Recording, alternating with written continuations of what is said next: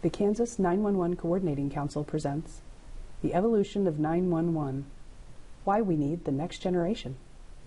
Before 911, if you needed emergency assistance, you had to call the office number for the agency you needed. You may be old enough to remember having the police, fire, and EMS phone numbers on a sticker on your phone or on a magnet on your refrigerator. If you had a fire, you dialed their number, someone answered the phone, and sent the fire department to you. But if you needed the police, you dialed another number. And the ambulance was still another number. It wasn't very efficient because of two problems. You had to know what numbers to call, and you had to know where you were. In a pinch, you could dial 0 to reach the operator, like we've all seen in old movies. But how did the operator know where you were? Well, the operator didn't know, but they could make a guess. The operator knew that all landline phones receive their service from a central office.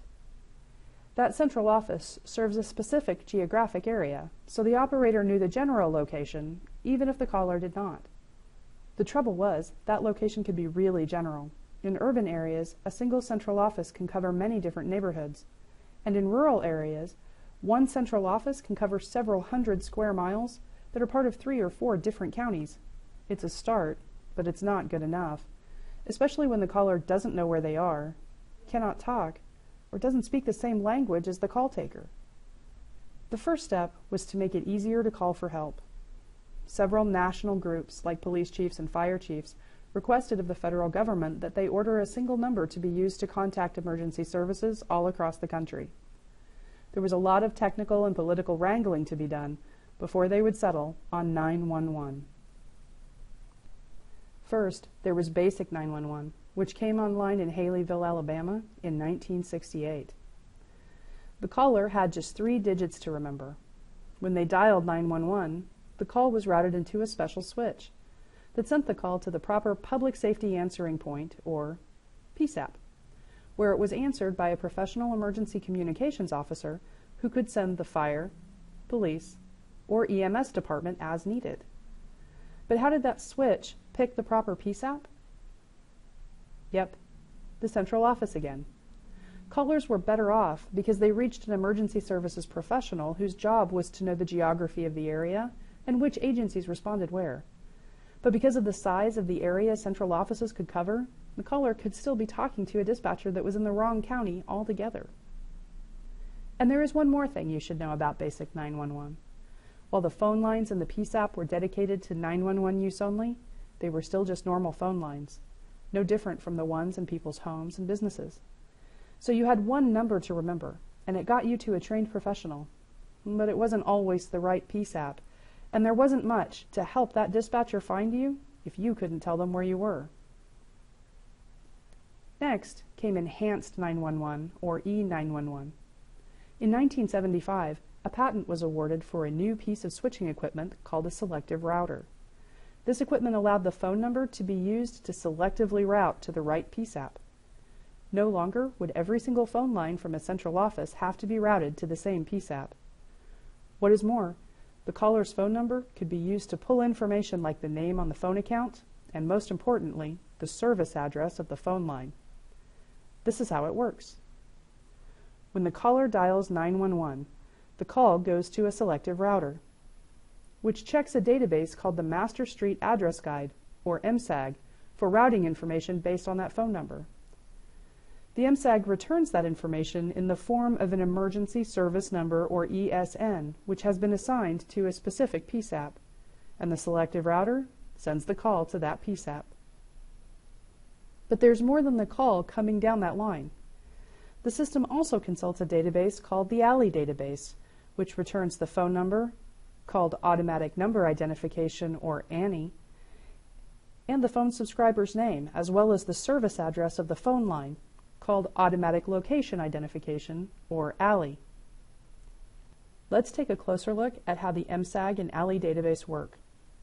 The MSAG records contain an address range, street name, and the emergency service number, among other pieces of information. When someone gets a new phone line, the address is tested against the MSAG. 101 fits between 100 and 149, so the record is accepted, and moved to the ALI database with that ESN attached.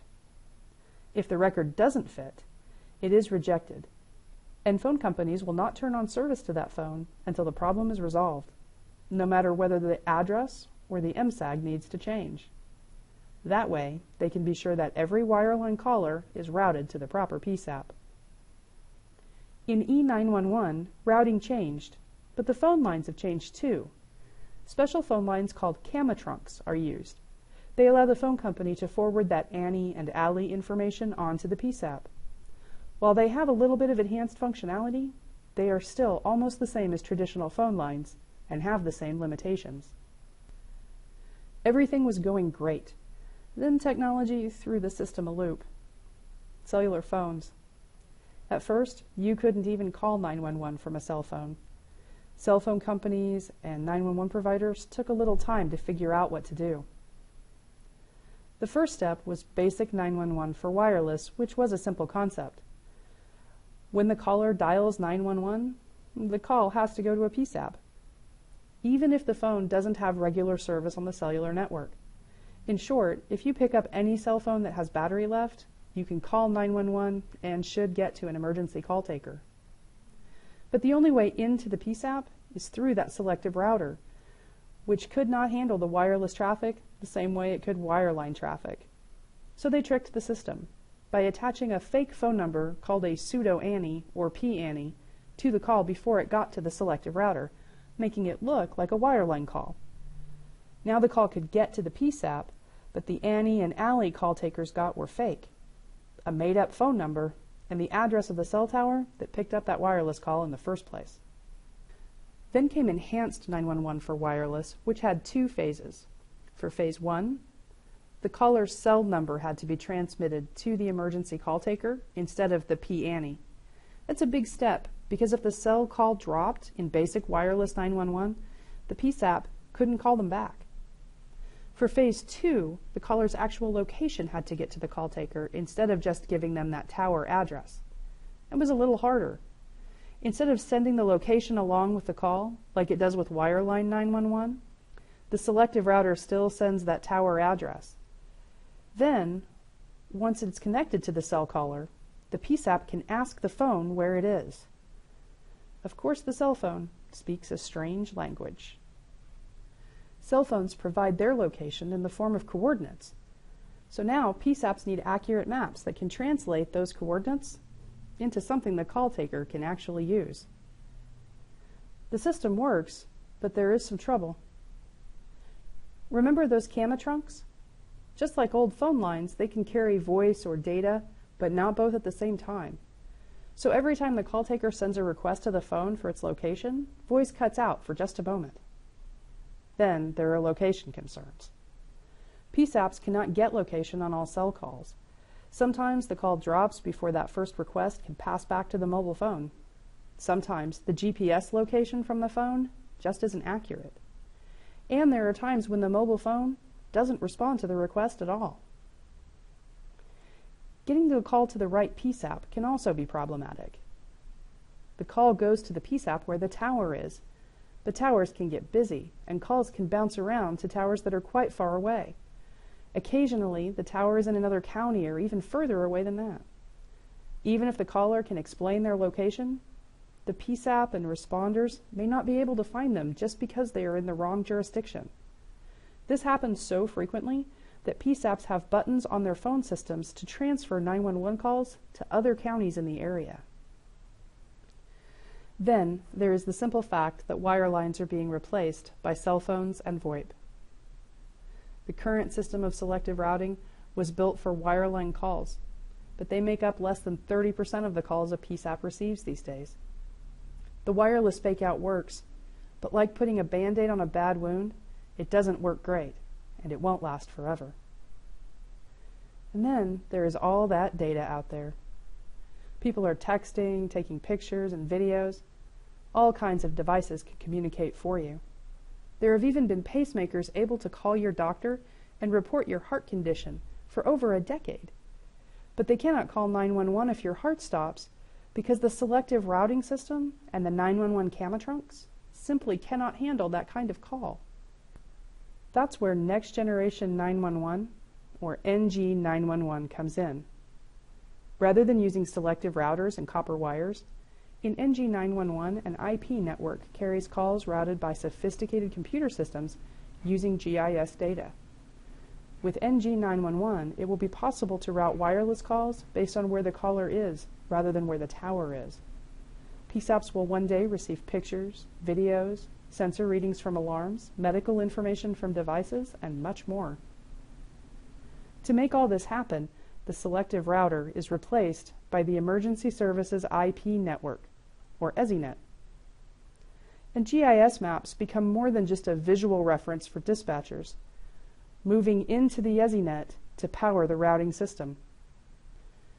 Like the MSAG before it, the GIS data will help determine the proper PSAP for routing. The GIS data contains points representing each individual address, lines representing the center of roads with the full range of possible addresses, and polygons which show the area served by each PSAP. Let's look at how this works. For this area, we have addresses, a road center line, and 4 different PSAPs. If a call comes in from 101, the call goes to PSAP number 2. If a call comes from 108, we have no address point, so the system uses an approximate location by plotting along the road center line, and the call goes to PSAP number 4. In NG911 call routing, the telephone company will send the call into the EZINet along with the ANI and ALI information attached. Inside the EZINet, the Emergency Call Routing Function, or ECRF, will check the address against the GIS data to determine the proper PSAP. However, where the MSAG can only route addresses, the ECRF and GIS data are capable of routing by coordinates, the language of cell phone locations. So the EZINet not only allows us the ability to transmit data like pictures, videos, and medical device readings, along with GIS, it also makes it possible to route a wireless call based on the caller's actual location. The Kansas 911 Coordinating Council is helping to bring NG911 to our state by updating the local GIS data statewide and providing support for the ongoing maintenance of the data. They are offering a hosted 911 call handling phone system to all PSAPs that is next-gen compatible, and they are exploring opportunities to connect that hosted call handling system to a robust EZINet. No matter where you are or what device you are using, local PSAPs, GIS, and the Kansas 911 Coordinating Council will be there when you need them.